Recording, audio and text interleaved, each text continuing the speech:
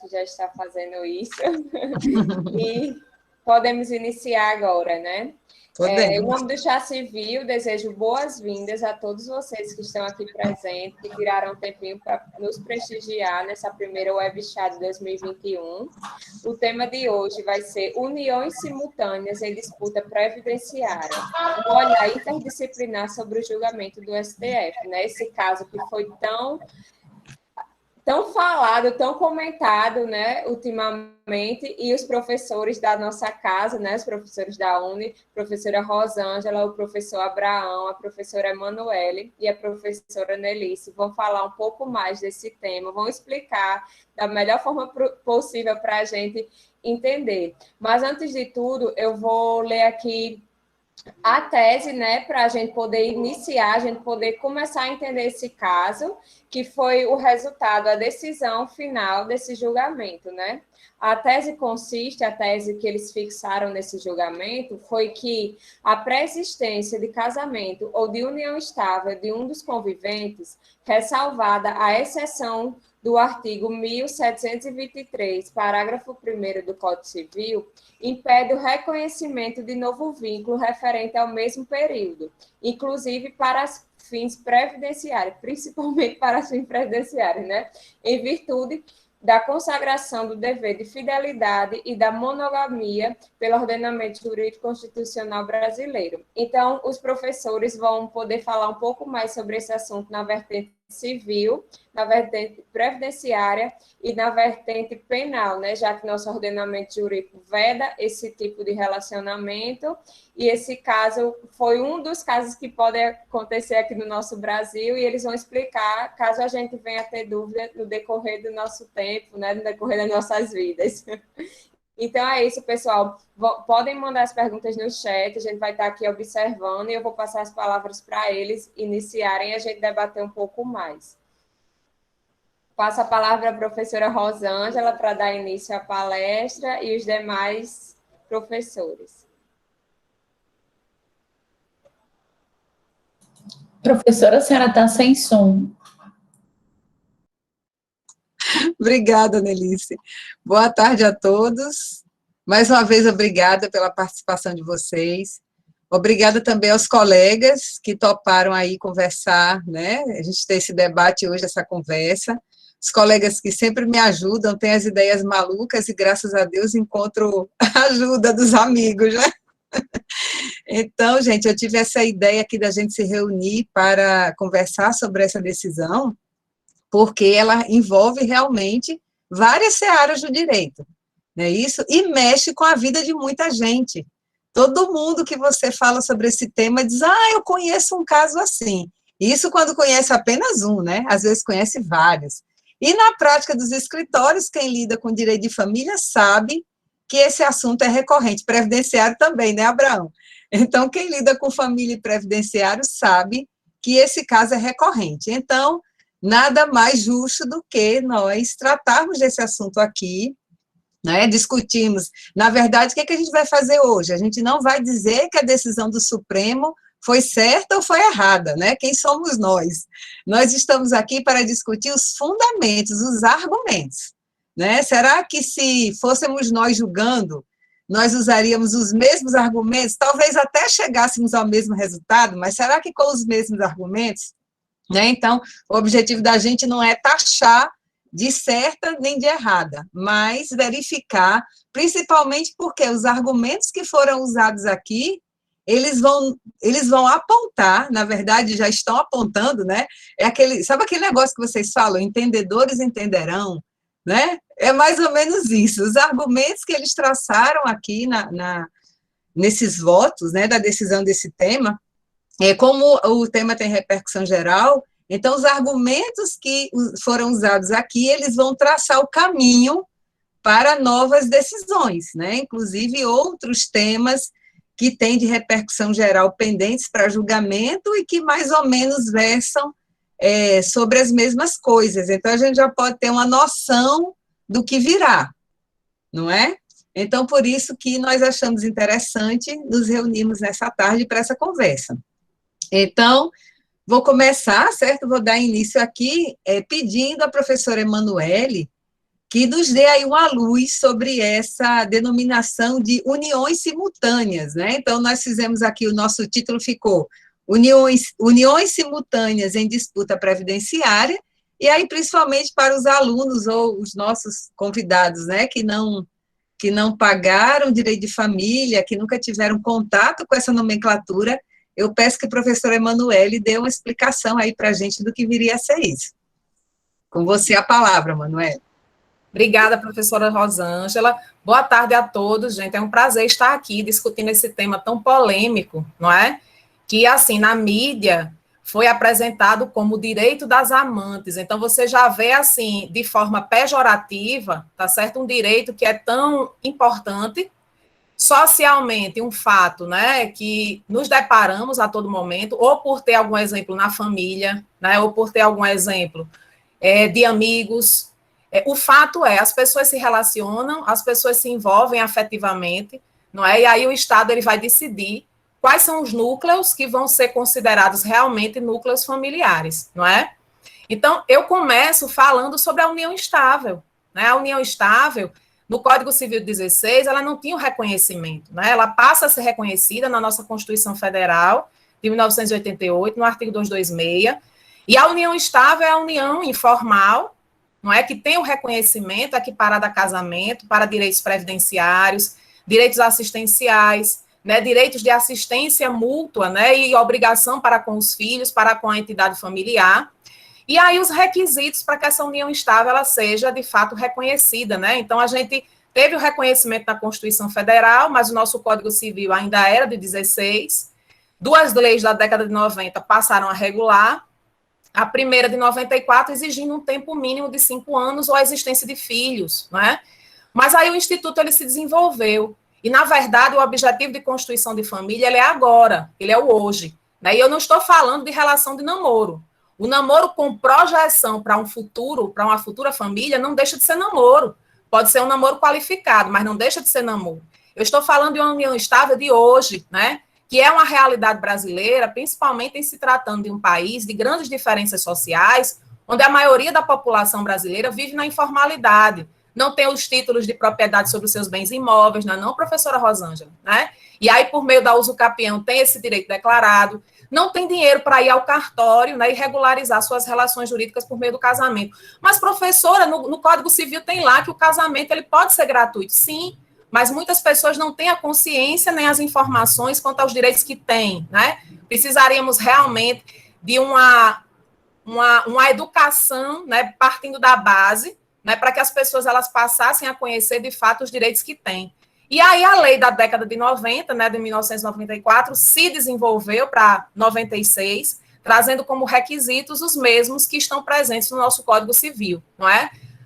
A união estável, que é uma união familiar, reconhecidamente pela Constituição, ela vai ser, de fato, reconhecida como entidade familiar a partir do momento em que essas pessoas, né, têm uma relação pública, contínua, duradoura e com o objetivo de constituição de família. Não estamos falando de um namoro qualificado, que é aquele que demora 10 anos, né, que as pessoas falam, é aquele namoro onde um está enrolando o outro. Não estamos falando disso, estamos falando realmente desse objetivo de constituição de família.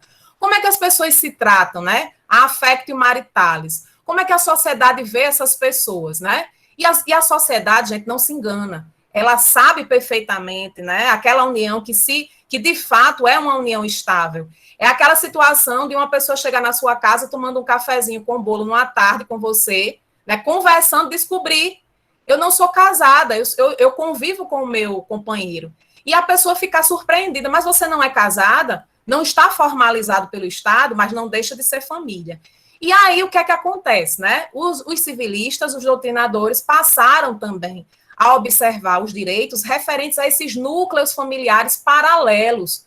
Não estamos falando aqui de amantes, estamos falando de pessoas que passaram a viver, né? A coabitar, a ter uma continuidade quanto a uma união, com o objetivo de constituição de família, mas estamos falando de uniões simultâneas ou paralelas que passaram a ser observadas também para fins de direitos, não é?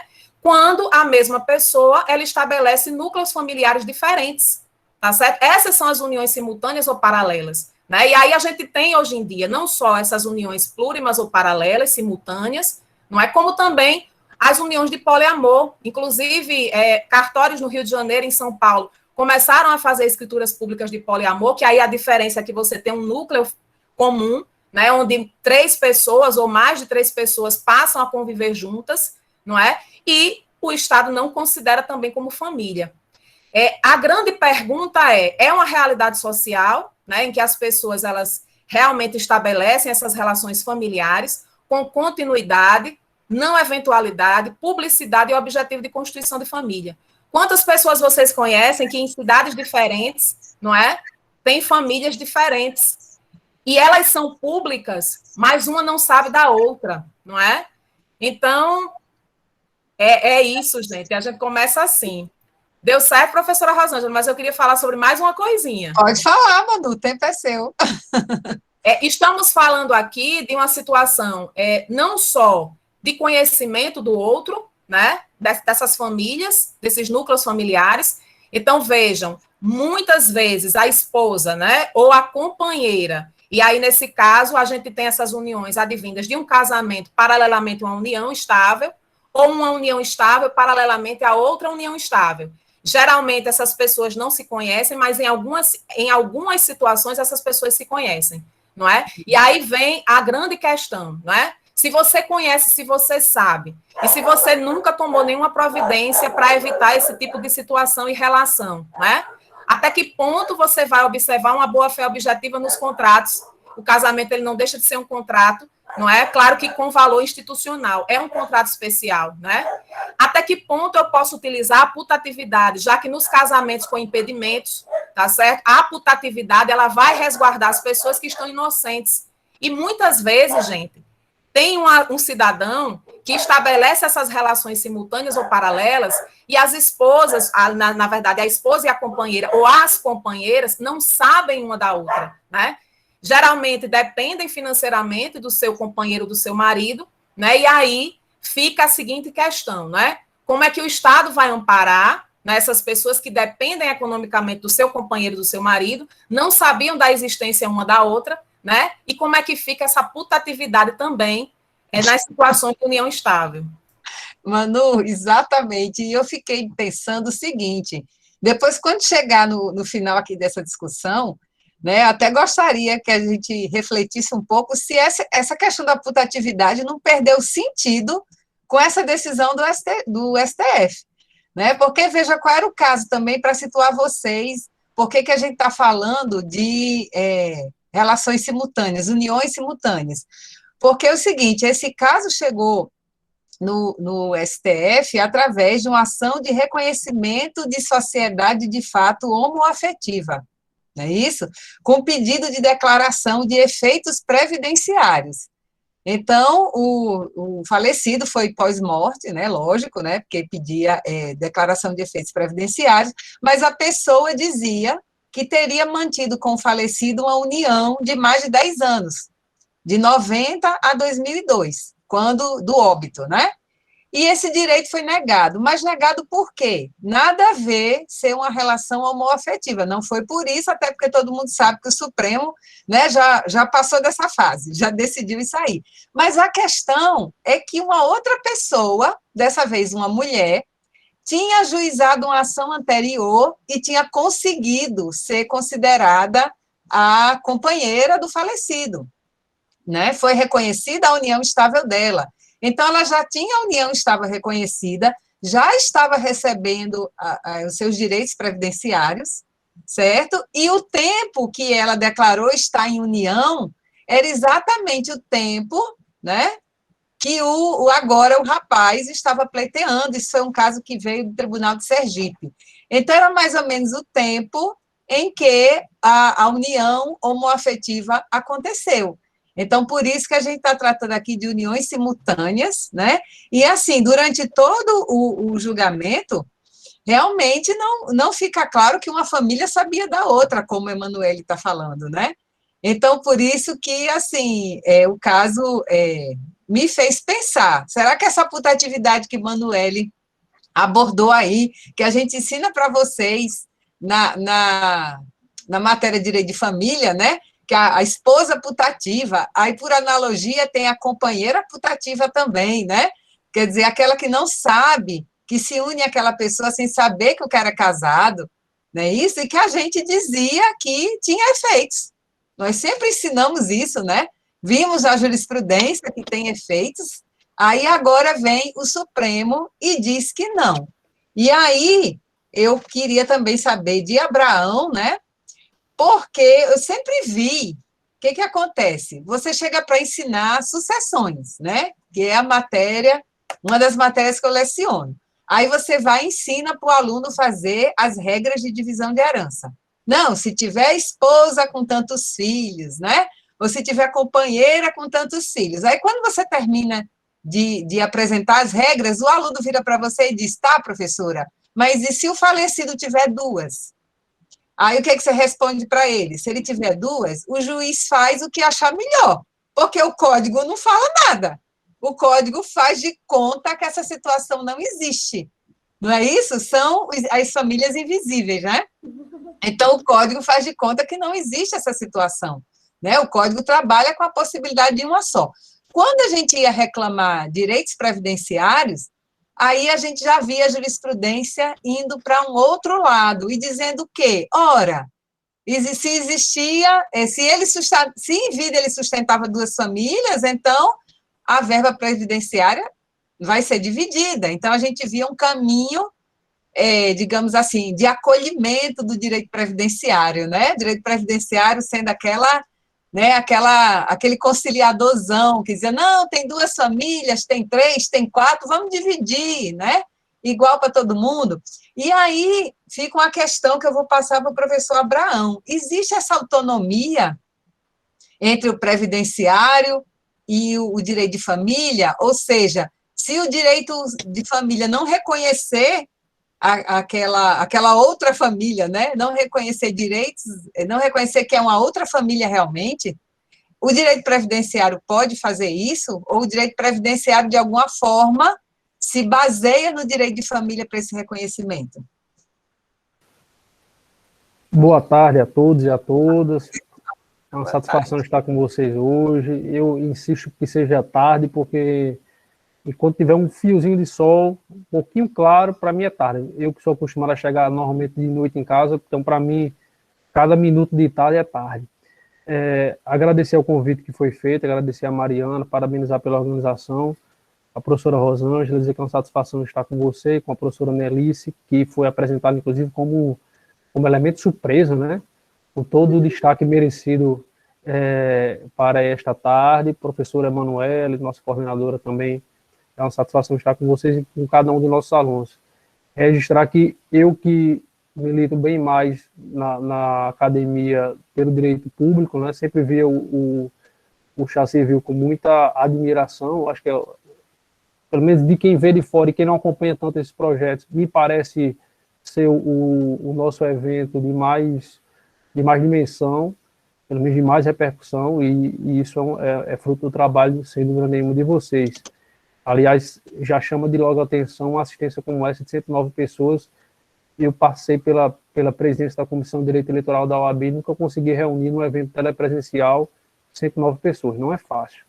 É quando você tem 40, 50 pessoas trazendo pessoas de Brasília para participar, ex-ministro do Tribunal Superior Eleitoral, e não consegue chegar nesse número. Para se ter uma ideia, a própria diretoria da OAB chegou a fazer um evento com o ministro Aires Brito, com o ministro do Supremo Tribunal Federal, e quando deu muito, não chegou a 200 pessoas. Então, é realmente uma vitória, demonstra a força do evento e a força da nossa instituição.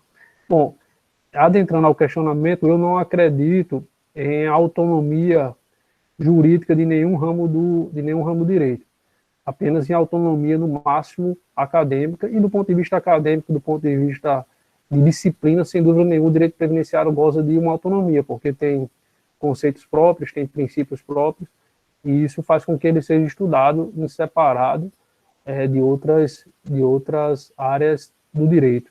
No entanto, do ponto de vista do ordenamento jurídico, as soluções devem ser umas, e no tocante à pensão por morte, não há como fugir dos conceitos de família que são ensinados por vocês e pouco conhecidos por mim.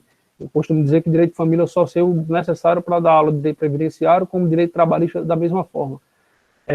Mas o certo é o seguinte, em relação à pensão por morte, nós temos um benefício previdenciário que tem como pressuposto, ou como pressuposto, são 2 pressupostos basicamente.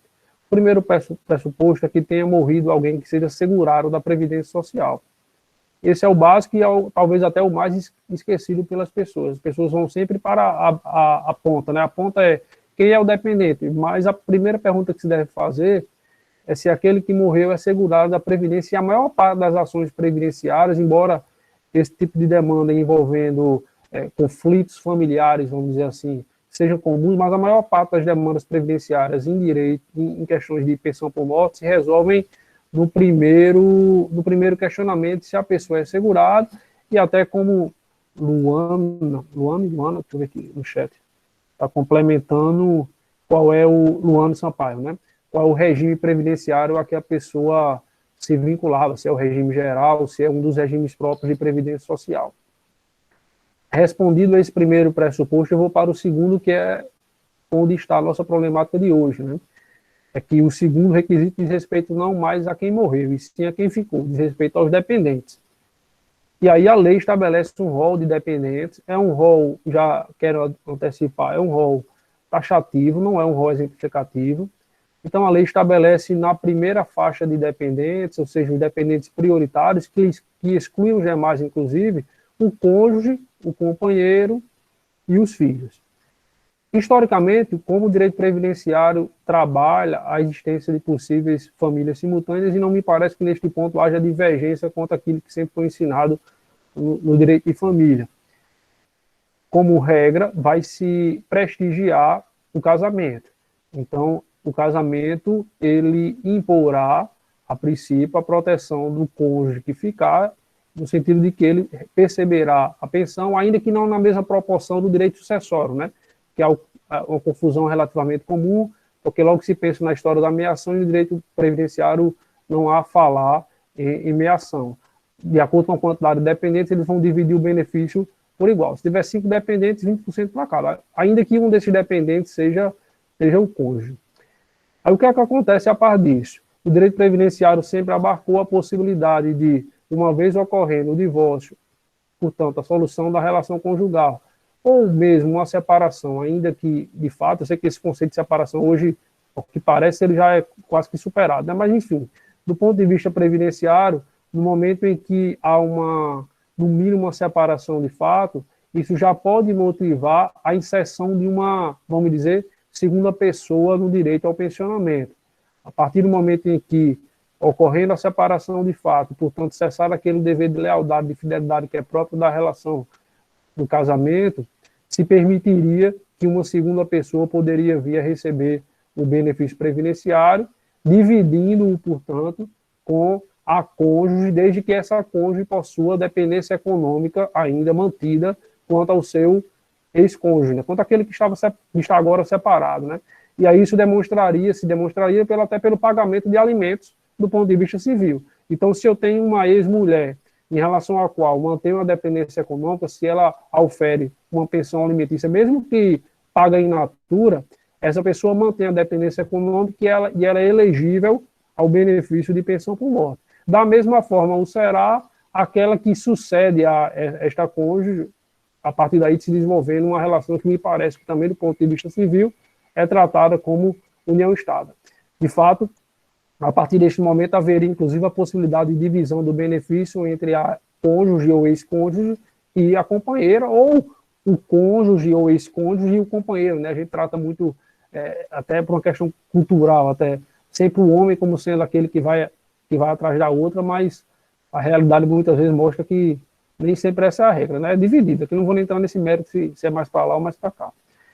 A par disso, o que foi questionado nesse julgamento do Supremo, né, que é a nossa pauta de hoje, vai além disso, né, diz respeito à existência de famílias simultâneas, né?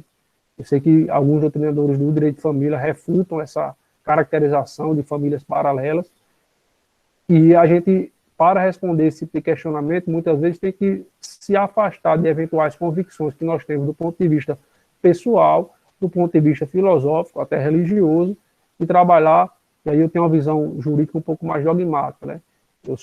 Eu refratário à criação de princípios para estabelecer soluções de acordo com aquilo que eu quero.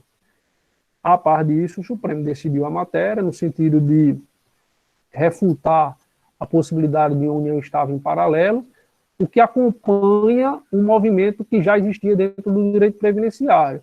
O direito previdenciário, ele até admite uma discussão maior, e aí foi importante o ponto que levantado por Emanuele, no sentido de, e se houver uma putatividade na relação, quer dizer, e se uma não conhecer a outra, né? Ou se um não conhecer o outro. Eu só quero ressaltar em relação a esse julgamento do Supremo, é que me parece que isso não estava em questão. Até apareceu no voto vencido, salvo engano, do ministro, agora está me fugindo, mas apareceu no voto vencido no sentido de que, inclusive, não há nos autos evidência de que haveria má-fé, ou seja, quanto à existência ou não das duas, mas isso não era, isso foi muito mais uma discussão em obter dicto por parte do ministro que propriamente fundamento de decisão. E, particularmente, eu me preocupo muito quando os tribunais superiores debatem uma matéria e em alguns votos aparecem questões paralelas, e aí fica aquele julgamento como sendo a solução definitiva para todos os problemas correlatos àquilo. E nem sempre é assim. O julgamento supremo não abarca, pelo menos ao que me parece, a situação de putatividade, porque não é esse o foco central do processo. Inclusive, o processo se inicia realmente com a discussão relacionada à possibilidade de reconhecimento, isso era óbvio, e é óbvio que é assim. No direito previdenciário, inclusive, isso foi tratado com pioneirismo. Quanto aos efeitos jurídicos da relação homoafetiva, talvez até, pensando aqui como advogado, foi uma estratégia do patrono da causa, porque ele sabia que, levando a discussão para esta seara, a tendência de êxito era muito forte, porque quem vai se levantar contra esta possibilidade, embora haja até uma técnica no julgamento do Tribunal de Justiça do Sergipe, porque sugere a rejeição de direitos para esta relação, mas quando eu vou para este aspecto, de fato, eu aumento consideravelmente a possibilidade de êxito da demanda, mas o Supremo me parece que depreendeu bem do que se estava realmente a tratar, e aí é aquilo que a gente vai continuar a desenvolver no dia de hoje. Eu estou à disposição para o que ocorrer e o que vier de pergunta. Muito interessante, Abrão, e você tocou num ponto interessante aí, que foi o que eu falava, né? Eu acho que você respondeu minha pergunta já, da questão da putatividade, né? Que a gente ensina para os alunos que, aliás, está no Código Civil, né? A questão da companheira e da esposa putativa, ou seja, aquela que não sabe, e esse também acredito que seria um ponto importante aqui no julgamento. E, no entanto, você falou, como você mesmo disse, foi um voto divergente que lembrou que isso existia, mas, tipo assim, também não adentrou muito nessa seara. Eu posso até depois trazer um exemplo de real, inclusive os desdobramentos da audiência em relação a uma possível putatividade da relação, que, no entanto, a amante depois entregou e colocou tudo a perder, embora tenha sido antes devidamente alertada que não fizesse isso. Já estou curiosa. Eu estou com um caso assim também, Abraão. Eu estou também fazendo a defesa, e é engraçado que a que se diz companheira, a que se diz companheira putativa, né? Ela começa dizendo que não sabia que o indivíduo era casado, mas no ano seguinte já descobriu. E passou 20 anos com ele. Eu disse, mas putativa como? Passou 20 anos com o cara? Né? Então, assim, botou também, graças a Deus que eu estou fazendo a defesa, né? Essa foi a petição inicial, então já vi aí um furo grande, digamos assim, na argumentação. Como assim está se dizendo companheira putativa, mas está dizendo que ficou sabendo logo no ano seguinte, alguns meses depois, sei lá, que o cidadão era casado, né? Então, complicou muito. E aí... No meu caso, eu estava em advocacia putativa, porque eu não sabia que ela tinha conhecimento da situação da relação de casado, estava pela amante na história, né? Sim. Mas ela não resistiu a uma pergunta do juiz. O juiz foi muito experiente conduzindo a audiência, no sentido de, como a gente sabe, né, da advocacia, criar aquela proximidade com ela, e até chegou um determinado momento que ela terminou confessando que em um dado instante ficou sabendo que ele era casado, mas ele prometeu de todo jeito que ia deixar a mulher, mas aí quer dizer, a tese da união estável putativa morreu aí, né? Eu até havia dito a ela que, olha, se ficar de fato evidenciado pelo outro lado, que a relação conjugal dele ainda era uma realidade, a gente vai ter que sair por este caminho. Se formos debater quanto a o seu conhecimento ou não da existência do casamento, você já está quase perdido, você perde duplamente, né? E assim, o que acontece muitas vezes é isso, né? Eu até acredito que a relação conjugal ela não fosse mais uma realidade. Eu até acredito que ele estava separado, mas ele trouxe 4, 5 testemunhas, inclusive nessa situação que a Manuela levantou de outra cidade, que disseram, não, era o casal mais bonito da cidade. Entendi. Trouxeram até a pessoa que casou. Não, essa relação linda, todo domingo eles estavam juntos aqui, relação pública maravilhosa, o casamento mais belo da paróquia. E aí, por mais que o prof do outro lado tinha um amor incondicionado, e parece até que tinha, mas aí no final das contas prevaleceu, semelhantemente ao entendimento do Supremo, né? Prevaleceu a relação conjugal, a relação inicial, que no caso da união estável, eu quero depois ouvir vocês, que conhecem muito mais, uma preocupação que eu tenho tudo bem, uniões paralelas, mas quer dizer que vai levar quem tiver reconhecido primeiro a sua relação, quer dizer, quem for primeiro, só que normalmente quem vai primeiro para o judiciário é o mais esperto, não é necessariamente o que tem a relação mais verdadeira, se é que nós podemos tutelar o afeto. Mas eu jogo para vocês. Exatamente, Abraão, foi justamente o que aconteceu nesse caso, né? A união homoafetiva, ela só foi barrada, digamos assim, porque já existia um reconhecimento de união, não é? E aí, se ele tivesse sido o primeiro, teria sido o contrário. Então, é o que você disse mesmo, acaba sendo o mais esperto, né? Mariana ia falar? Isso, é tanto que em um dos votos deles, eles falam que não tem nada a ver com a relação ser homoafetiva, e sim, por conta dessa união que já existia, já tinha esse processo, né? E tinha até um filho. A união estável, né? Tem um filho. Qual das duas, Mariana? Não me lembro disso. A heteroafetiva. A heteroafetiva? Isso. Tem um filho, um casal, né? A união estável, e o outro não tinha. Por o outro ter sido primeiro, né? A esposa, a união estável ter sido caracterizada primeiro no julgamento, ficou como a correta, né? Entendi. Mas é basicamente a mesma data, mas só foi por essa questão mesmo. Não tem relação de ser homoafetivo ou não, era mais por esses fins. Entendi, interessante. E aí tem duas coisas, uma coisa que Abraão citou aí, que é interessante, né? Ponto aqui para discussão é a questão da fidelidade e lealdade, né, Abraão? Você falou aí na sua explicação do dever você falou do dever de fidelidade, não foi isso? Foi nessa linha, embora eu deixe isso muito mais para a Manuela discorrer. Não, exatamente. Estou puxando a sua fala. Do ponto de vista da... Ela já está falando que é complexo. Uma coisa assim, que eu queria assim, lembrar, Abraão, é que, de fato, é bem mais comum do que a gente imagina, aquela pessoa que às vezes mente a profissão que tem, e aí na mesma cidade, né, é uma pessoa assim, diferente para uma e para outra, né? Então, algumas mulheres, de fato, elas têm os companheiros, acreditam que eles têm uma outra realidade profissional, e eles desaparecem, e depois elas descobrem que eles morreram, e aí você tem, de fato, uma situação, assim, de injustiça, porque é aquela pessoa que acreditava, de fato, não é? Que tinha aquele relacionamento com uma pessoa que só tinha ela, e vai ficar prejudicada, não é? Essa decisão, ela de fato traz uma insegurança para a gente nesse sentido, não é? Então, é mais comum do que se imagina. Todos temos segredos, todos, não é? E aqueles segredos que vão morrer conosco. Exatamente. Então, isso faz parte do ser humano, temos intelecto, então isso é uma realidade, não é?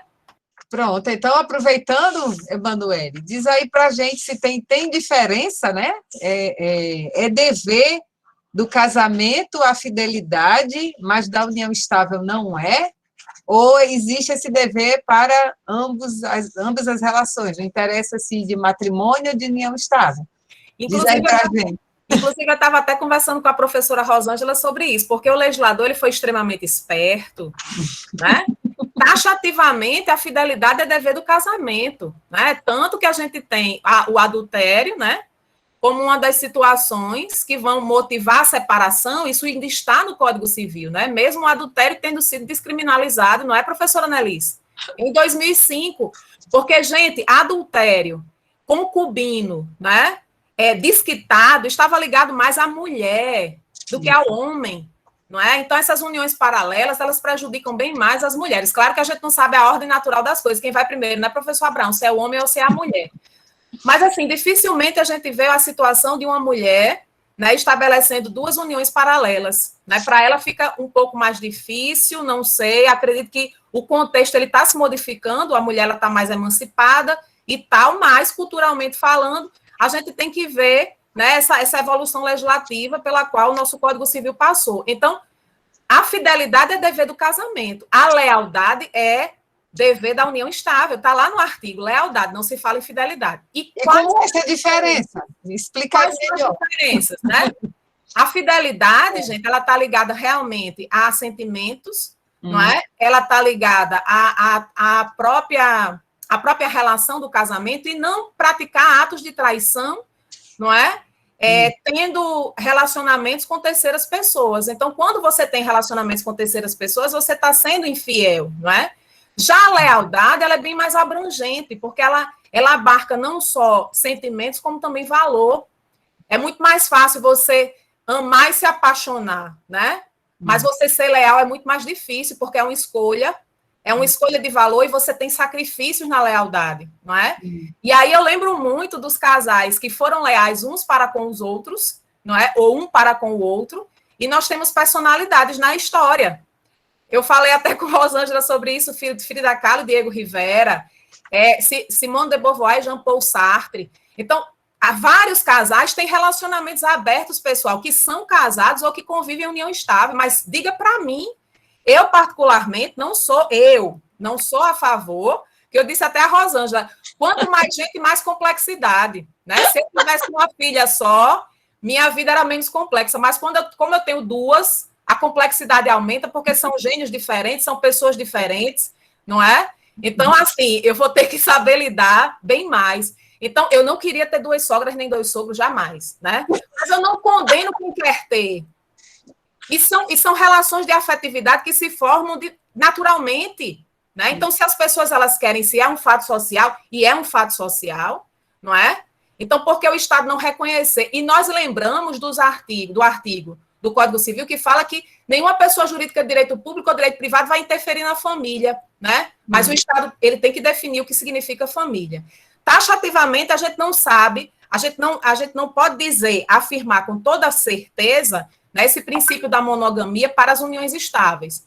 O que nós temos é um tipo penal, né, de bigamia, numa época em que a união estável não tinha disciplina, porque o nosso Código Penal é da década de 40, tá certo? E aí, a gente tem toda uma relação jurídica, uma situação que se modificou. Então, eu faço uma análise sistemática dessa monogamia como um princípio também para as uniões estáveis, né? Isso vai fazer toda a diferença na hora dessa assistência material, dessa dependência previdenciária, quando você tem essas uniões paralelas, essas uniões simultâneas, onde você tem uma pessoa comum em dois núcleos familiares diferentes, né, com filhos, com uma esposa e uma companheira, ou com duas companheiras. Então, aqui, gente, realmente deixo para vocês o pensar quanto a esse princípio, né? Com relação ao casamento, a gente sabe, né? Mas com relação à união estável, fica a dúvida das teorias que são defendidas, né, pelos doutrinadores, né? E, a meu ver, lealdade nas uniões estáveis é diferente de fidelidade no casamento, né? Então, você pode ser leal e infiel, né? Você pode ser fiel no casamento, mas ser desleal. Eu sou fiel porque eu tenho medo dele. Eu sou fiel porque eu não quero me separar, mas você não é leal, não é? Então, a lealdade ela é muito mais abrangente do que a fidelidade propriamente dita. E aí eu estou morrendo de rir aqui, Manu, com o Úrsula com a mãozinha levantada aqui, doida para falar. Ô, gente, eu já levantei e baixei algumas vezes, é porque eu queria pegar um gancho de Manu, que causou um ofurô aí no grupo, no chat, sobre as duas sogras ou dois sogros, etc. Quando eu estava em sala de aula em família, o que eu falava era o que foi discutido hoje, que é a questão da putatividade. E aí eu sempre tratei o casamento como uma sociedade. E como uma sociedade, você tem um sócio oculto partilhando, né, partilhando o patrimônio. Então, assim, é bem complexo. Caberia aqui também uma professora de direito empresarial, porque eu tratando o casamento enquanto empresa, de repente aparece um terceiro alheio àquela relação contratual. Não fiquem com medo de mim, não, mas, enfim, um negócio jurídico atípico, né, que seria o casamento, e, de repente, você está a partilhar patrimônio. Então, era só para fazer um complemento, porque eu ri muito aqui com o Manu falando das liberdades, né?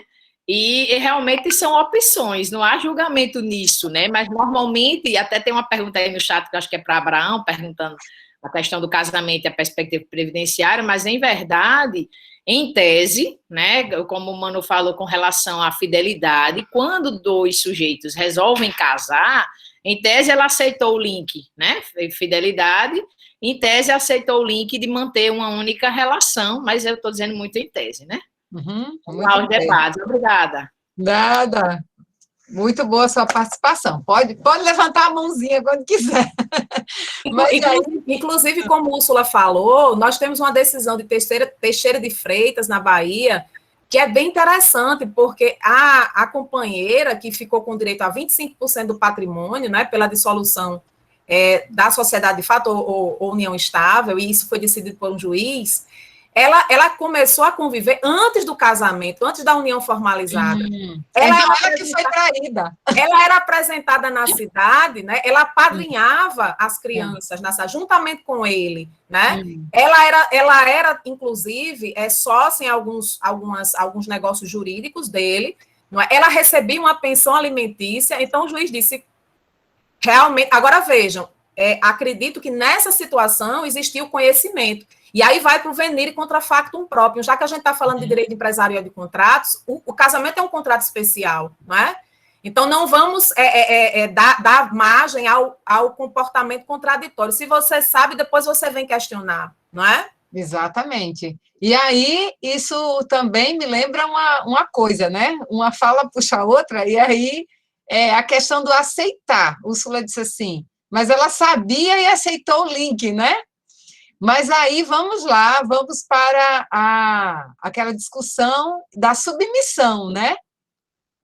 Ainda existe a mulher que aceita porque ela não tem alternativa.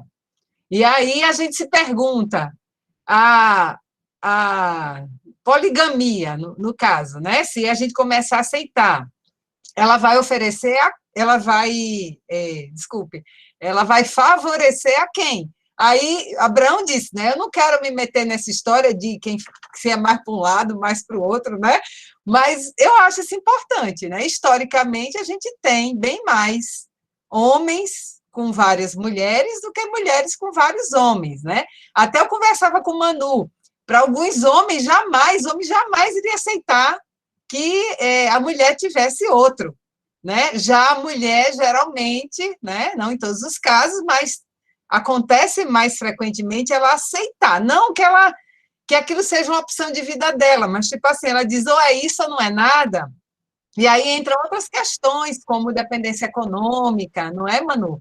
Exatamente. Então, gente, a mulher, ao invés de estabelecer uma união simultânea ou paralela, ela é vítima de violência doméstica. Ela, muitas vezes, por estado de necessidade, ela permanece na relação como está. Né? Então, tem vários contextos, é o contexto socioeconômico, é o social, é o psicológico, é a dependência realmente. Então, tudo isso deve ser pensado. Então, nós mulheres ainda estamos galgando, né? Faz pouco tempo de Código Civil de 1916, faz pouco tempo de Constituição Federal, isso aí para a história é mínimo, né? 30 anos, não é verdade? 50 anos. Então, há 50 anos e há 30 anos, nós vivíamos em outra contextualização, é por isso que ainda somos mais vítimas, não que o homem não seja, mas nós somos mais vítimas de violência doméstica e familiar, e essa pandemia, ela aumentou estatisticamente, está lá na DEAN, quem quiser pode ir na Delegacia de Defesa da Mulher do nosso estado, na nossa cidade, e constatar isso estatisticamente. Então, a mulher, ela não estabelece... eu jamais vou ter 2 sogras, mas eu estou falando, pensando na perspectiva do homem, né? Primeiro porque eu não quero complexidade, eu já tenho 2 filhas para cuidar e elas são muito complexas, cada uma no seu cantinho, não é? Então, eu não quero mais complexidade, não. Mas também não condeno quem deseja, né? Cada um com seus problemas, né, Manoel? Mas, enfim, diga, Úrsula. Não, é porque quando o Manu falou isso, eu lembrei de uma pergunta que o aluno me perguntou sobre poliamor. Aí eu perguntei, você quer numa perspectiva científica ou pessoal? Também o que a professora Emanuele está tentando trazer, né? É isso. Exatamente. Em casa você pode não aceitar, mas você vai fechar os olhos, né, para a possibilidade, né, para a possibilidade de haver. Enfim, mas a gente fala já do poliamor também, mas vamos lá. Só para fechar esse quesito da exclusividade, que Manu muito bem explicou, né, o que realmente eu queria trazer para vocês é que o ministro Alexandre de Moraes, no voto dele, disse o seguinte, que para a existência jurídica da união estável, extrai-se o requisito da exclusividade de relacionamento sólido da exegese do parágrafo 1º do artigo 1723 do Código Civil.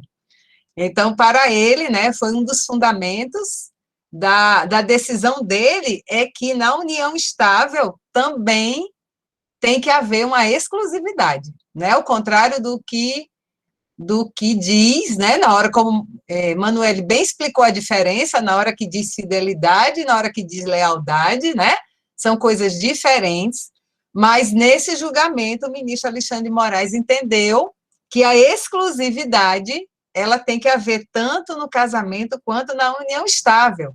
E, puxando desse entendimento dele da exclusividade, ele disse mais. E aí, muita atenção nessa hora, né, que nós trouxemos uma penalista justamente por causa disso, né? O ministro Alexandre de Moraes disse que, no entendimento dele, 2 uniões estáveis é crime de bigamia.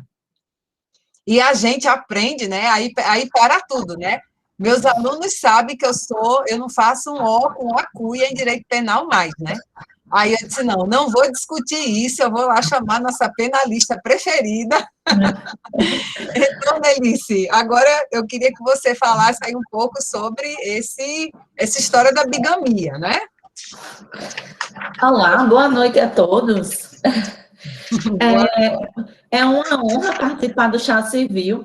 Na verdade, eu acho que eu sempre quis participar do Chá Civil, nunca fui convidada e agora estou muito honrada. Os temas são mega interessantes, assim, vocês sabem escolher, vocês sabem tratar do assunto e, assim, é sempre sucesso. Não é à toa que chegamos a 119 pessoas aí, como Abraão falou, não é uma coisa fácil, né? E aí nós chegamos a 119 e continua quase 1 hora de evento e continua bombando aí a quantidade de pessoas, né? Então, muito obrigada pelo convite, é uma honra aprender com vocês. Bom, falando aqui do tema, primeiro é o seguinte, eu acho que essa decisão do Supremo foi uma decisão que ela acaba gerando muitos problemas práticos ao invés de resoluções, na verdade. Mas isso é uma opinião de uma... Antes de entrar na seara penal, eu vou falar dessa. É uma opinião antes de uma advogada do que de uma opinião de uma professora. Eu digo isso porque no escritório a gente tem um caso, por exemplo, onde uma senhora ela conviveu 10 anos com ele, casada com base nas leis civis, e aí ela se separou dele, ele viveu 18 anos em união estável com outra pessoa. Quando ele morreu, aí vai para o que Abraão falou, quem vai primeiro? A que vivia com ele, a que era casada com ele, mas que estava separada há 18 anos dele, de fato, não de direito, foi lá e deu uma entrada na Vera Prévia, que eles são de Vera Cruz, e aí conseguiu receber a pensão. E a que vivia em união estável há 18 anos, inclusive, quando ele morreu, não teve direito. Aí a gente teve que entrar com ação para reconhecer. E começou a briga se existia justamente união simultânea, né? E aí começou a existir várias discussões a respeito.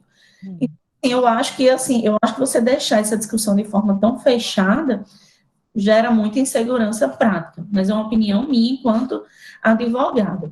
Já quanto ao fato de Alexandre de Moraes ter dito que duas uniões estáveis gera bigamia, eu ouso discordar da palavra do nosso ministro. Por quê? Porque a lei, pessoal, a lei é clara. Inclusive, os doutrinadores, ele fala o seguinte, que se você considerar duas uniões estáveis como um crime de bigamia, isso ofende inclusive, o princípio da legalidade.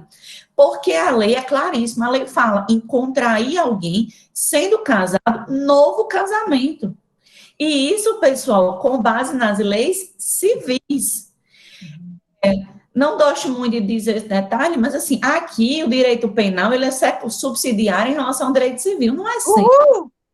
Não é sempre, mas nesse ponto, o direito penal, ele realmente é subsidiário, ele é secundário. E nossa visita ilustre, né, Úrsula? Ainda falou. O aluninho. E aí, como o direito penal ele é secundário, ele se baseia sempre nas leis civis, ele não fecha os olhos, mas ele fecha os olhos ao que está estabelecido na lei. Ele não considera a união estável para situações em que possa prejudicar alguém. Por quê? Existe a analogia in malum parte, que é a analogia para prejudicar, que pode vir a prejudicar, e a analogia in bonum parte, que pode beneficiar alguém. E o direito penal, especificamente, ele não aceita a analogia in malum parte. Se você considerar a união estável como casamento para fins de bigamia, você está fazendo uma analogia para prejudicar alguém e criminalizar uma situação que não seria considerada crime. Portanto, senhores, os doutrinadores e a jurisprudência, inclusive, entende que para que haja bigamia tem que haver um novo casamento civil. É tão cristalino que o próprio parágrafo 2º do artigo 235, que trata da bigamia, ele diz assim: aquele que, não sendo casado, contrai casamento com pessoa casada, conhecendo, desculpe, eu li o parágrafo errado, anulado por qualquer motivo o primeiro casamento ou o outro por motivo que não a bigamia, considera-se inexistente o crime. Inclusive, ele até fala que se tiverem dois casamentos civis, mas um deles for anulado com base nas leis civis, o crime deixa de existir, mesmo que anulado posteriormente. Revisão do tribunal, entendeu? Você pode entrar com a revisão criminal e pedir anulação do crime. Então, assim, a decisão do ministro, assim, ela não tem razão de ser, ele pode até justificar com base no princípio da monogamia, com base em outros princípios, mas não com base na bigamia. Inclusive, vocês falaram muito em poliamor, até a questão da poligamia no direito penal, ela só é reconhecida se tiver vários casamentos civis. Se uma pessoa tiver várias uniões estáveis, isso, nem assim existe a questão da poligamia, nem assim existe a questão do crime. Então, como é que dois casamentos representaria isso? Infelizmente, houve um equívoco nesse argumento em relação ao Alexandre de Moraes, que, assim, acabou gerando uma interpretação desarrazoada do que diz o crime de bigamia. Pois é, ele precisa até dar uma revisada, né, Ana? No que ele estudou. Pois é, eu fico até mais tranquila, né? Porque eu não saber direito penal, né? Eu posso dizer, não sei, né? Admito mesmo que não sei nada, né? Mas aí, Alexandre, né? Pois é, e a questão da bigamia, ela surgiu para proteger a família de uma maneira geral. Mas aí eu sempre penso assim, o que é proteger a família? É garantir a monogamia, que seria a fidelidade, como bem Emanuela explicou, ou seria garantir a lealdade? Porque, assim, eu sei que vocês falaram na questão da putatividade, mas eu acho que se tem um homem, vamos supor, que ele tem duas famílias. As duas famílias sabem da existência uma da outra, mas as duas famílias são dependentes economicamente dele e aceitam, e mesmo assim existe o dever de lealdade, não fidelidade, mas lealdade, porque não existiu o pagamento do valor previdenciário. Eu tenho muitas críticas a respeito disso. Eu acho que o princípio da monogamia não deve mais existir. O direito, não sei se eu tenho a posição de penalista realmente, né, já que o crime de adultério já foi descriminalizado aí desde 2015, mas eu realmente entendo que isso gera muitos problemas práticos para famílias que possuem uniões estáveis, sejam putativas ou não, onde existe a dependência econômica. Então, assim, o código, pronto, eu ia falar uma coisa que Genilson acabou de falar, que o código fechou os olhos para realidades práticas. E aí, e várias decisões fecham os olhos para realidades práticas, e os ministros, sem saber como argumentar essa opinião deles, eles usam argumentos que não têm como subsistir nem dentro da legislação penal, entendeu? Então, assim, é complicado. Inclusive, a própria bigamia, ela está diretamente relacionada ao crime de falsidade ideológica. Porque quando você vai casar, você informa que você não tem uma outra relação no direito civil, outra relação conjugal no âmbito civil. Então, quando você assina um documento, uma certidão de casamento, informando isso, você está praticando também a falsidade ideológica. Lógico que, como o princípio aí é contrair duas uniões civis, então, assim, a falsidade ideológica, ela é absolvida pela bigamia. Então, por isso que só fica bigamia. Mas o que está diretamente relacionado à falsidade ideológica, que não existe na união estável. Pode chegar a existir se você for ao cartório fazer uma declaração de união estável ou entrar judicialmente para fazer esse reconhecimento da união estável. Mas, como bem a Emanuele falou, a união estável é aquela que você chega na casa da pessoa e não acredita que o outro não é casado, que a sociedade reconhece, mas não aquela que tem um papel comprovando isso, certo? O âmbito penal, em relação à bigamia, era basicamente isso que eu tinha para falar. Então, Nelice, você falou aí, né, uma coisa interessante, né? Saiu o crime de adultério, mas ficou o de bigamia, né? Isso. Só que o de bigamia, ele está lá em um título que diz dos crimes contra a família, não é isso? Se fosse crime contra a família mesmo, então por que o adultério saiu, né? Na verdade, é porque é o seguinte, o direito penal, ele não fecha os olhos necessariamente para realidades práticas. Ele precisa proteger a família. Sim. Em geral, entendeu? Mas ele sempre se subsume às regras do direito civil. Então, aí é uma proteção à família, ao homem, à mulher, as relações hetero, as relações homoafetivas. Então, assim, o crime de adultério saiu porque, assim, existiam tantos casos de adultério que pensou-se, se continuar adultério, pronto, só vamos ter isso na delegacia. Vamos criar varas específicas só para tratar do adultério. De adultério, e aí ficou a bigamia justamente por envolver a questão da falsidade ideológica, porque envolve o crime contra a fé pública isso, e a ofensa à família. E quando o direito penal ele quer proteger a família, ele quer proteger a família no seguinte sentido.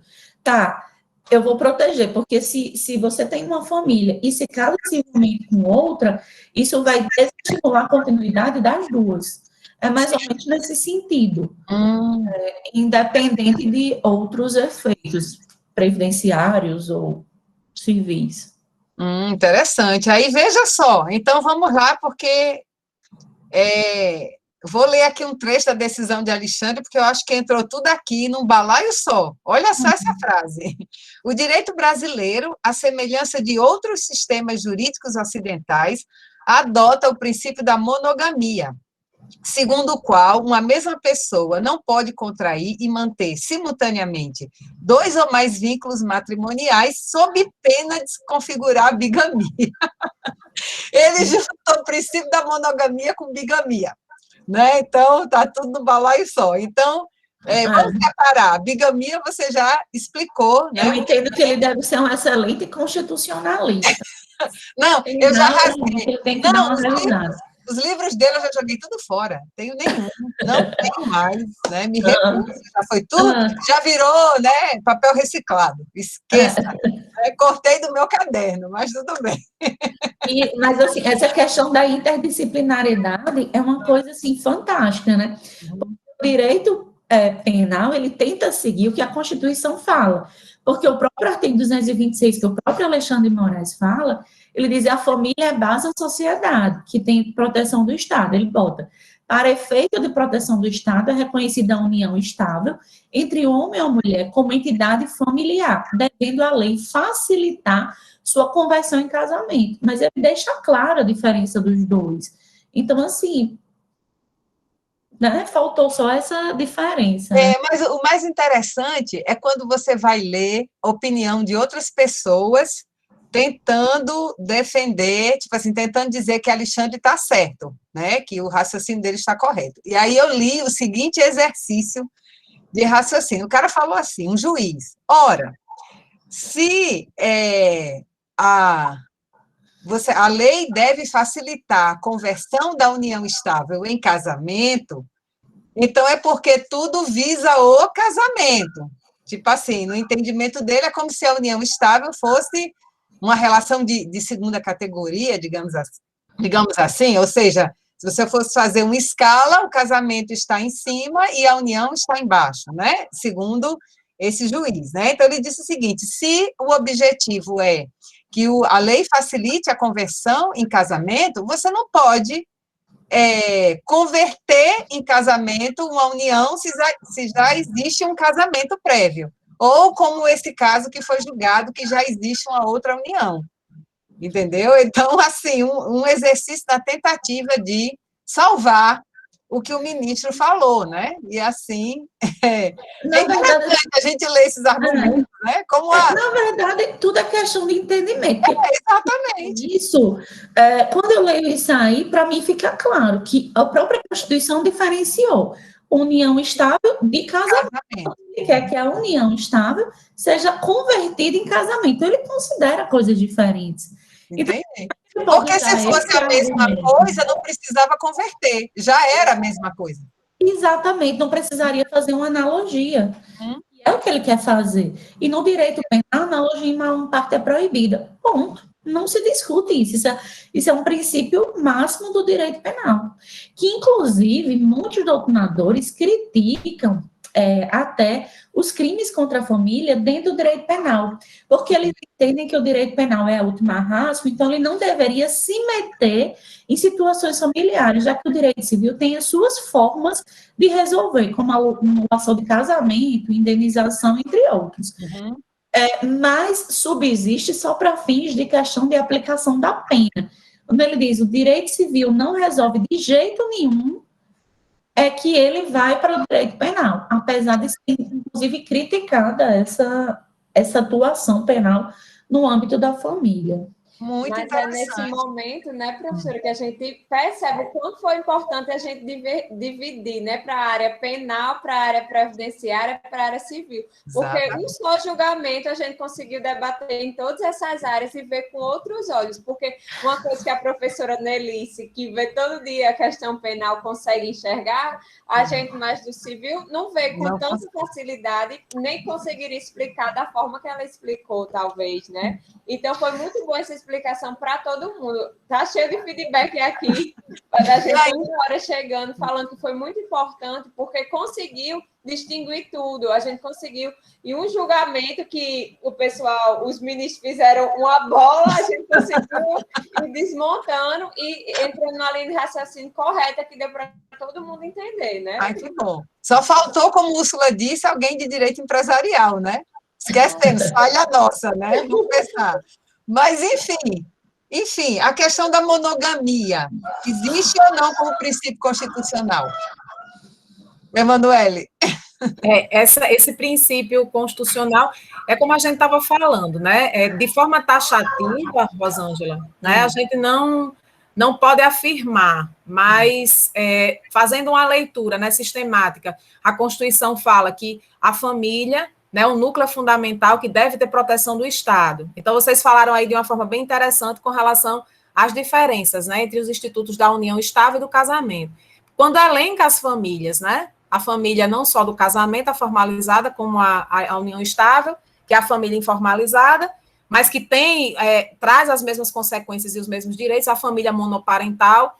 Então, assim, é interessante falar sobre a monogamia, né? E essa questão de ser principiológico. Você tem uma proteção ao casamento, né, no Código Penal, aí, mais uma vez, da década de 40, onde o casamento era considerado um instituto sagrado. Né? Então, a gente viu que isso tudo foi se modificando com o tempo, e eu acho assim, que essa decisão, ela também traz uma época um pouco diferente, né?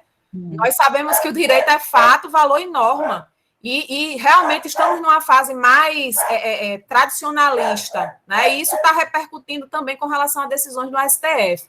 Então, eu acredito que nós tivemos uma época de reconhecimento das uniões homoafetivas, mas isso aí já está bem diferente de hoje, né? Então, hoje nós já temos, de fato, uma nova perspectiva, né? Mais tradicionalista. Eu também percebo dessa forma. Então, eu digo a vocês que, expressamente, né, a gente pode considerar que expressamente não, mas com relação ao casamento, todos os doutrinadores, eles falam da monogamia como um princípio. Justamente fazendo essa leitura com o Código Penal, não é, Nelice? E, assim, uma coisa que você falou muito correta foi a reserva legal, né? A última ratio, de não se fazer analogia com o direito penal, né? E com relação a penalizar, né? Em parte, né? Com relação às uniões estáveis. Além de tudo, os princípios de direito penal, né? Na verdade, não há crime sem lei anterior que eu defino, não há pena sem prévia combinação legal. Então, a gente tem que, de fato, entender todas essas questões, né, e também ver o valor que está predominando socialmente, isso aí é super importante, né, para a gente também entender o posicionamento do legislativo, do judiciário, não é? É um espelho da sociedade, dos anseios da sociedade, né? Então, realmente, de fato, eu acredito que a propaganda quanto ao julgamento, e ficou essa bomba, né, para o STF, na verdade, foi uma bomba que foi para lá, de 2019 para 2020, e vejam o tempo que passou, não é, para que, de fato, essas questões elas fossem reconhecidas, de fato, analisadas, e isso trouxe uma repercussão para o direito previdenciário, né, já que existe a repercussão, e isso foi, de forma literal, né, apresentado na decisão, não é? E a gente nota também, Manu, não sei se você concorda comigo, que parece que a coisa avançou, e de repente deu marcha ré, né?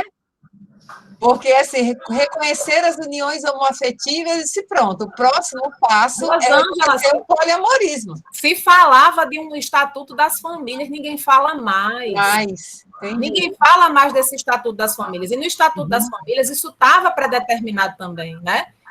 Então, estamos passando por uma época, claro, o Estado ele está representando a sociedade, ponto. Né? E aí eu não entro nesse mérito.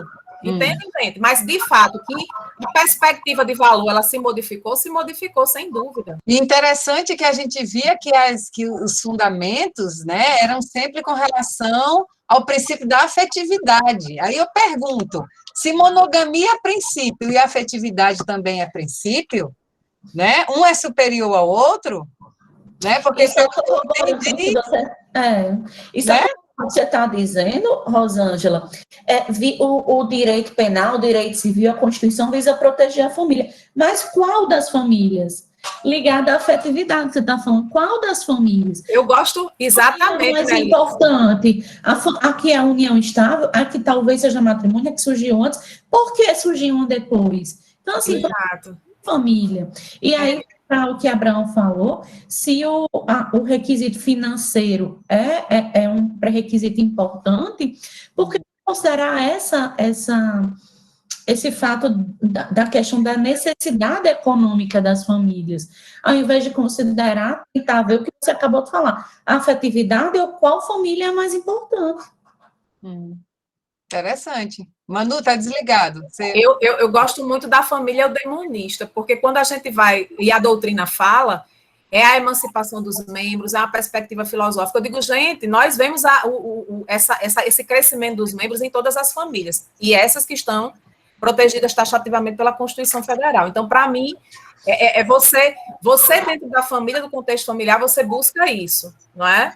E aí um aluno até falou, mas os filhos, eles sofrem muito, não é? A gente tem que pensar na perspectiva dos filhos também, né? E essa proteção integral, ela vai ter também uma atenção especial na hora em que essa mãe, não é? Ela tiver essa assistência, não é verdade?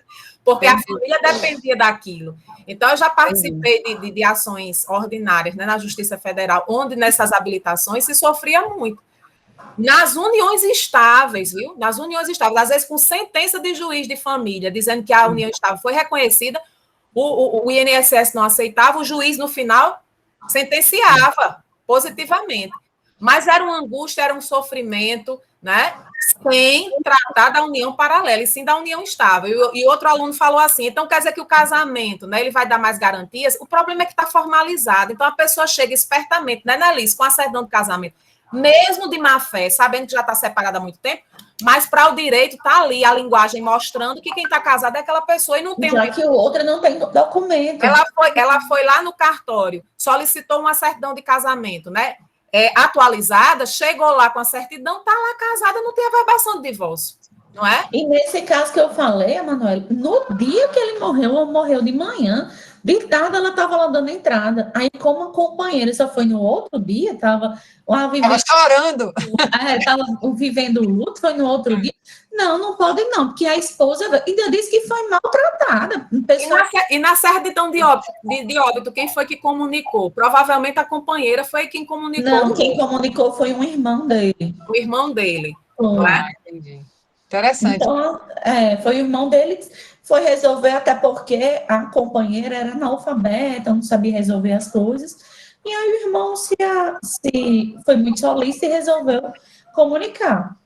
Entendi. Exatamente. Então, a gente vê que é uma injustiça, né? O professor Abraão, ele deve, assim, lidar com esse tipo de situação direta. A pessoa casada, separada de fato, e está ali o artigo da união estável dizendo, a união estável vai ser declarada mesmo estando casado, mas a separação fática, ela tem reflexos jurídicos, patrimoniais, pessoais, não é? Eu, primeiramente, quero registrar a assistência, a presença do doutor André Franco, né, que foi presidente da Comissão de Direito Eleitoral Direito de Família, de né? Família. Da OAB, que eu só pensando em eleitoral aqui. Professor André, seja bem-vindo, é um prazer, viu? Obrigada pela presença, é uma honra. Estou aqui aprendendo com vocês um pouquinho, aprendendo, viu? Ouvindo aí os debates. Se quiser também dar sua opinião, ricos. fica à vontade. Nada, estão por demais completos aí. Um abraço a todos. Um abraço, obrigada. Pois bem, o debate que eu quero também propor é o seguinte, eu que penso o direito previdenciário bem mais do ponto de vista geral do que pontual dos casos, até porque eu não exerço essa advocacia previdenciária do benefício de ir lá no INSS, etc. Né? Trabalho muito mais no contexto consultivo e no contexto da verificação do outro lado da moeda, que é o lado do segurador. A gente não pode esquecer que o direito previdenciário, ele desenvolve uma relação de seguro, só que um seguro diferente do seguro civil, o seguro social. E esse seguro, ele tem duas partes, essencialmente, né? O segurado, e é quanto a ele que nós estamos investigando, a gente está trabalhando muito o lado do segurado e seus possíveis dependentes, mas não podemos esquecer o lado do segurador. O segurador é aquele que firma a pólice. Uma vez contratado o seguro, a partir da previsão legal, surge daí uma apólice que precisa ser observada.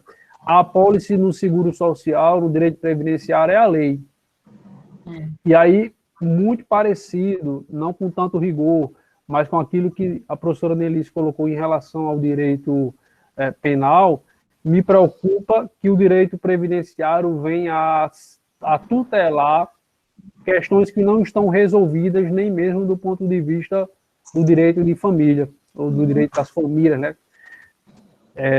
E aí, nesse contexto, me parece que a solução para esta problemática, que inclusive foi levada ao Supremo, é uma solução muito mais legal do que até mesmo constitucional.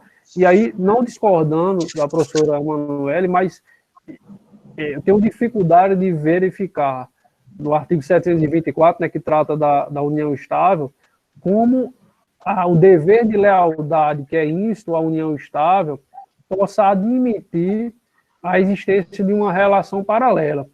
E aí, diante dessa minha dificuldade de admitir uma relação paralela frente ao dever de lealdade, ainda que entendendo agora, pela ótima explanação de vocês, que lealdade é diferente de fidelidade, né? Mas a partir desta solução legal, oriunda do direito civil, o direito previdenciário me parece que vai ter que se render, e terminou por se render nesta decisão do Supremo, na linha de que há de se tutelar primeiro a relação conjugal, depois a relação de união estável, pudesse se caracterizar como tal, não poderia ser tutelado do ponto de vista do pagamento do benefício de pensão por morte. Porque se eu admitir algo além disso, e isso valeria inclusive para uma situação de poliamor, como os meninos têm debatido aí no chat, a própria previsibilidade do direito previdenciário, ela morre. Quer dizer, aquela apólice que precisa o segurador também observar, ela se perde por completo, a ponto de eu dar aso a uma prorrogação ou uma extensão de um benefício que deveria ser pontual para um grupo irrestrito de pessoas e, inclusive, sacrificando o sistema, né? Porque a partir do momento que eu admito mais dependentes, a postergação no tempo do benefício, ela é obviamente maior, né? A partir do momento que dependentes vão perdendo essa condição, o benefício ele se aproxima da extinção. Se eu tiver 10 dependentes, o benefício vai até se extinguir, mas a tendência de postergação vai demorar muito mais. E aí toda a previsibilidade que deve também ser analisada do ponto de vista do Estado, que é o segurador da relação, ela cai por terra. É a mesma razão que justificou lá atrás o Supremo dizer que não cabia desaposentação. Porque as pessoas contribuíam, tinham um segundo tempo de contribuição e queriam dizer, a minha aposentadoria eu não quero mais, né? Eu quero agora pegar esse meu tempo adicional para poder me aposentar de novo. E tudo bem, como é que fica a posição do segurador nesta relação? Se a qualquer momento os segurados, os seus dependentes, podem, a partir de convenções sociais e no direito de família relacionados ao afeto, que não pode ser tutelado pelo direito previdenciário, darem um nó na apólice que é a lei. Então, só isso que eu trago ainda para reflexão. Bem interessante isso, e acaba onerando a sociedade como um todo, né? Porque as reformas que nós temos presenciado com relação à Previdência é tudo com base no argumento, né? Eu não vou questionar aqui se é verdadeiro ou não, mas pelo menos o argumento é de que está faltando dinheiro, né? Então, vai faltar mais ainda, né, professor Abraão? Assim, quanto ao problema previdenciário, me parece resolvida a questão da crise, e digo isso muito com base no estudo que foi levantado anteriormente para negar a crise, que era um estudo da Associação Nacional dos Auditores Fiscais, que ano a ano demonstrava, ou tentava demonstrar, que o sistema de seguridade social, e não só de previdência, era um sistema superavitário, mas nos últimos anos, mesmo a conta, que era uma conta que eu tento demonstrar em sala de aula, que era equivocada, mesmo nesta conta, o sistema já não é mais superavitário. E digo que a conta já era equivocada porque ele deixava de fora, por exemplo, o regime próprio dos servidores da União. Se eu quero fazer uma radiografia geral do sistema, eu tenho que colocar tudo que é previdência, tudo que é assistência, tudo que é saúde dentro dessa radiografia. Eu não posso fazê-la parcialmente. E aí fica só uma questão até que é de fácil percepção, ainda que o sistema hoje não estivesse deficitário, pensando na nossa economia doméstica, se eu tenho uma reserva mensal de R$100, e no ano seguinte essa reserva, aliás, no mês seguinte essa reserva cai para 80, depois cai para 50, aí depois eu faço um refis nas minhas contas, aumenta para 70, mas é algo pontual, depois cai para 40, cai para 20, o sinal de alerta ele tem que se levantar, né? Exatamente. E quanto mais eu adio a reforma, o benefício de pensão foi um benefício que passou por muita alteração dentro da reforma previdenciária, quanto mais eu adio a reforma, mais gerações futuras pagam por ela. Isso, infelizmente, termina sendo uma realidade. Então, me preocupa a concessão de benefícios para além do que autoriza a lei, porque isso sacrifica o sistema. E sacrificando o sistema, sacrifica também as pessoas. Certo, exatamente. Muito interessante. Gente, dessa discussão aqui já saiu, assim, desdobramentos para mais não sei quantas lives, mas, infelizmente, né, eu proponho agora que a gente ouça, né, as perguntas, porque já passamos aí de 1 hora de discussão, né, e vamos ouvir. Mariana separou algumas perguntas aí dirigidas para nós, e vamos nessa, tentar respondê-las. Se a gente não souber, a gente pede ajuda a 2 universitários, a Úrsula e a professora Rosa. Esses universitários são top, viu? Pois é. Antes de ler as perguntas, eu gostaria de falar do comentário de Natália Brandão, né? Que ela falou que o professor André Franco já esteve no Chá Civil, abordando o tema de famílias paralelas. Foi no ano de 2018, né? Então, é um TBT muito bom aqui para o dia de hoje. Inclusive, foi com a professora Érica Canuto, e era assim, o professor André Franco, me lembro bem, que ele defendia à época que realmente o princípio da monogamia existia no nosso ordenamento. E a professora Érica Canuto defendia que não. Então, foi assim, foi aquele super debate, né? Bem acirrado, e foi joia. Né? Assim, já vi que foi marcante. Aí, na dúvida, e agora? Éramos felizes e não sabíamos, né? Exatamente. Muito bom. Eu vou dar uma lida aqui em alguns que o pessoal mandou. A primeira é para a professora Nelice, né? Então, para caracterizar a bigamia, seria necessário que houvesse a convivência com a esposa? Que foi no caso que eu acho que você estava falando no momento, é tanto que tem entre parentes no seu caso, sabe? Foi o caso que a senhora falou. No chat eles fizeram essa pergunta se era necessário que houvesse a convivência com a esposa para ser considerado bigamia. Na verdade, não. De acordo com o direito penal, basta que a pessoa contraia 2 casamentos civis. Inclusive, isso é um fato bem discutível na questão, assim, que você pode utilizar até como âmbito de defesa, porque, assim, se eu sou casada com o João, me separei dele de fato, mas não de direito, e contraí núpcias com José, isso já é bigamia, mesmo que a união não tenha sido simultânea, mesmo que a união tenha sido em momentos distintos. Então, isso é considerado bigamia para o ordenamento jurídico penal. Então, até como matéria de defesa, pode-se alegar que não existia essa união simultânea, realmente, né?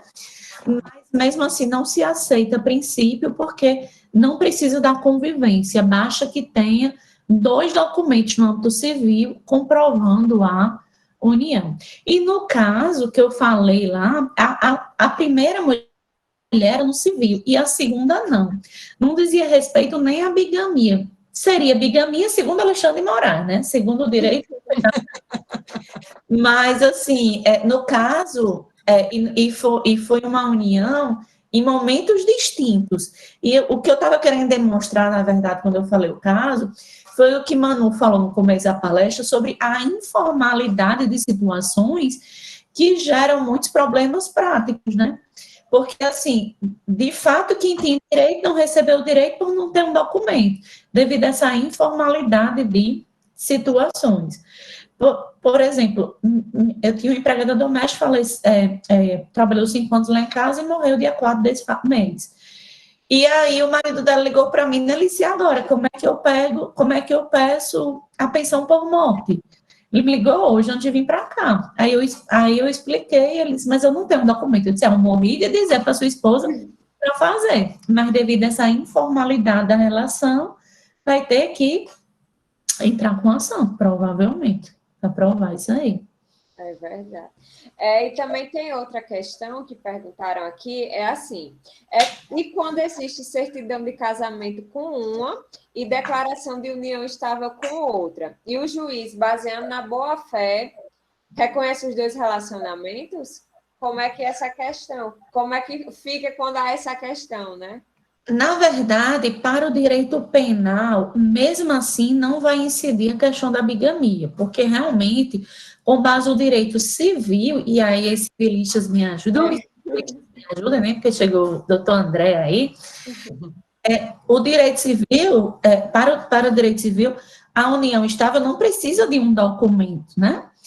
Então, assim, para declarar a questão da união estável, então, assim, se tiver, mesmo que tenha um documento de união estável, para o direito civil, isso não implica matrimônio, portanto, não se considera crime de bigamia.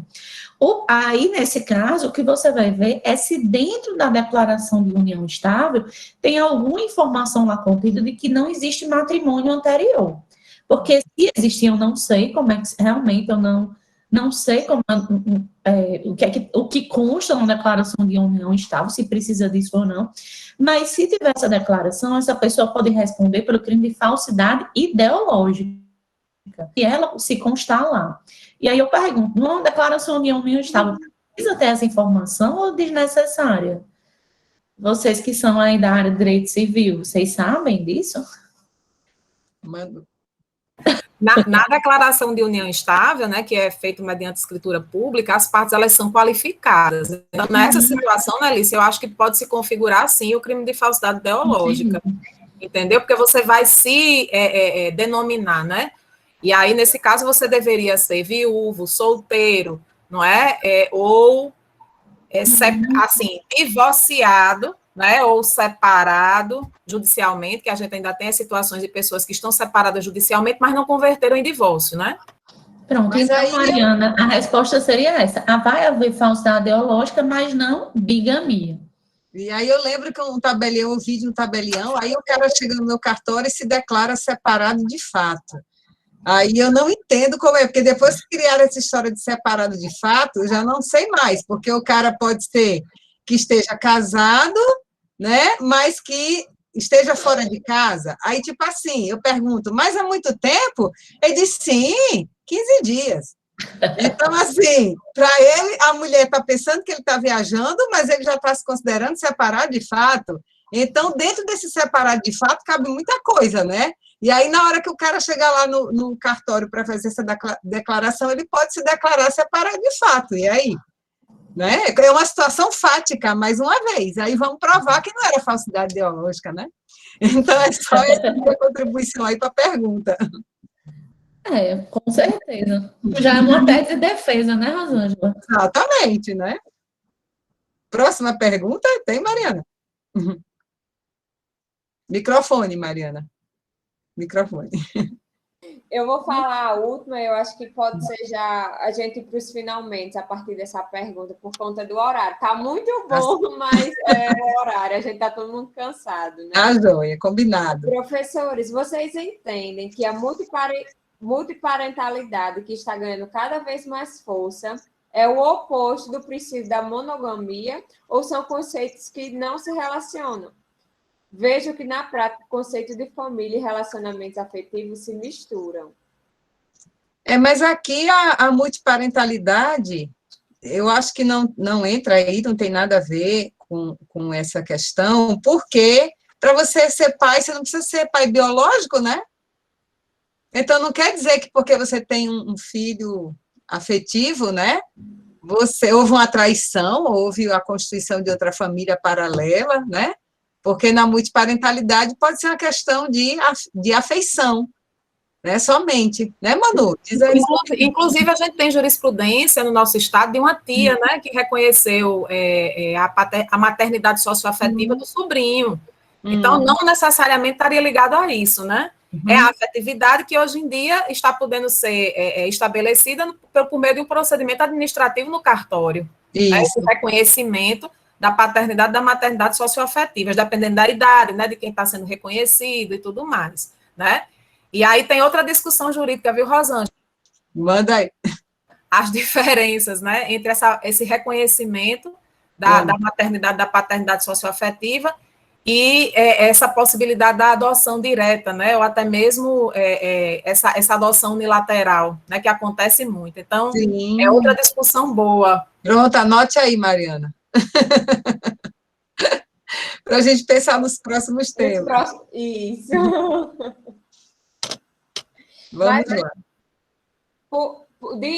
Assim, por fim, eu acho que foi essa mesmo que eu falei para vocês debaterem. Se vocês quiserem já ir para as considerações finais, levando em conta do tempo, né? Pronto. Então, vamos lá. Primeiro as damas, né, Abraão? Então, Nelice, que até desligou a câmera. Liga essa câmera aí, Nelice, para você se despedir da gente. Cadê ela? Pronto, tá aí. Eu gostaria de agradecer novamente o convite e agradecer por ter participado de um evento onde eu aprendi tanto, participar de um evento com a professora Emanuele, professora Rosângela, professor Abraão, só tem a engrandecer, né? E a questão do elemento surpresa, Abraão, é porque o crime sempre vem de surpresa. Aí, essa ideia aí, eu acho que eles ficaram com medo de assustar o participante, aí pronto. E aí, a participação da minha amiga, professora Úrsula, né? Sempre enriquecendo também as palestras, professor André Franco e nossa querida Mariana, né? Para mim foi uma honra, muito obrigada aos alunos que participaram e a todos que fizeram parte desse evento que trouxe grande conhecimento para todo mundo e conseguiu realmente desenrolar um entendimento que estava tão enrolado, né? E eu agradeço, em nome do Chá Civil, professores, por vocês se disponibilizarem para vir para cá fazer esse evento tão incrível, tratar desse tema que estava gerando tão engajamento nas redes sociais, e a gente conseguiu desvendar esse mistério, né? Foi uma palestra incrível, os feedbacks estão chovendo aqui para a gente, e só comentário positivo, graças a Deus. Então, em nome do Chá Civil, eu agradeço a participação de todos vocês palestrantes e todos vocês que tiraram um tempinho para nos assistir. Foi mais uma palestra que a gente fez com muito carinho para todo mundo e espero que vocês estejam com a gente nas próximas, né? A gente já convida todo mundo para as próximas. Emanuele, seus palavras finais.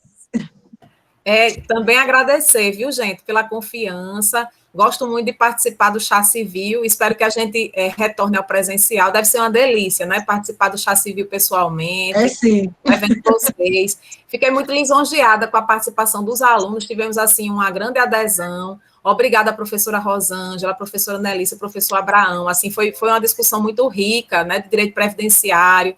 Essa discussão interdisciplinar de direito penal, de direito civil, Mariana também pela organização, a professora Úrsula, o professor André, que muito nos honra, né, com essa presença dele aqui.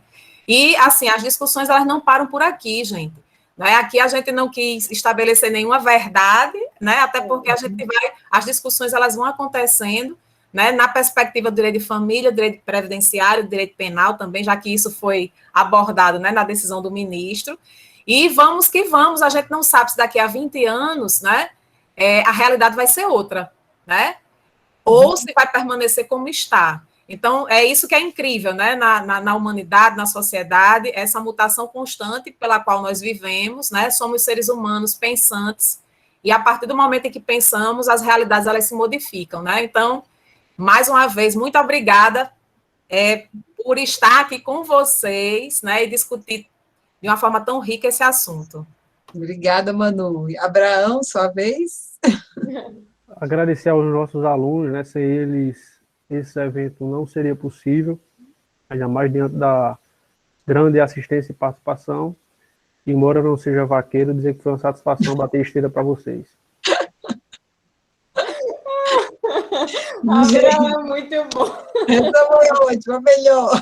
Boa noite, pessoal. Dentro da qualidade de coordenadora do projeto, eu agradeço a participação de todos, dos meus queridos colegas professores e dos meus queridos alunos que não me deixam falando sozinha jamais, de Mariana também, e toda a equipe do Chá Civil, as minhas civiletes, como eu digo, e Úrsula morre de rir. Então, as minhas civiletes, agradeço por tudo, agradeço de coração. E vocês podem sugerir temas também para a gente trazer aqui.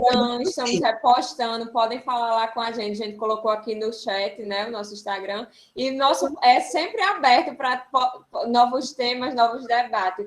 E foi muito bom hoje, professora, porque a gente trouxe muito essa interdisciplinariedade do chá civil, né, é um ponto marcante da gente. Então, foi brilhante esse evento. Muito obrigada, gente. Então, uma boa noite. Fiquem com Deus. Até o próximo encontro do chá. Tchau. Tchau.